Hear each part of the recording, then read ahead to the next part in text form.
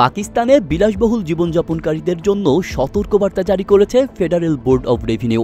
সামাজিক মাধ্যমে গাড়ি, প্রাসাদসম বাড়ি, উচ্চমূল্যের গহনা কিংবা লাখ ডলারের বিয়ের পোশাকের ছবি পোস্ট করলেই এবার পড়তে হতে পারে আইনের ফাঁদে। এফবিআই জানিয়েছে, যারা তাদের আয়ের তুলনায় অতিরিক্ত বিলাসবহুল জীবন দেখাচ্ছেন তাদের তথ্য ইতোমধ্যেই সংগ্রহ শুরু হয়েছে। প্রায় 1 লাখ ব্যক্তির তথ্য বিশ্লেষণ করছে বিশেষ সোশ্যাল মিডিয়া টিম।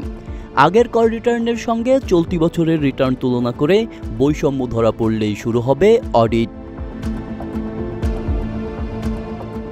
সূত্র বলছে, মোট কর রিটার্নের প্রায় 80% অডিটের আওতায় আনা হবে।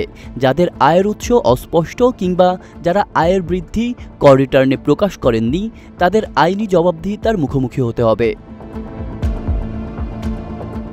বিয়ের অনুষ্ঠানে $20,000 কস্টিউম থেকে শুরু করে সোনার গহনা, দামি গাড়ি সবই এফবিআইয়ের রাডারে। কর্মকর্তারা স্পষ্ট করে দিয়েছেন, বিলাসবহুল খরচ আয়কর রিটার্নে প্রতিফলিত না হলে ব্যবস্থা নেওয়া হবে।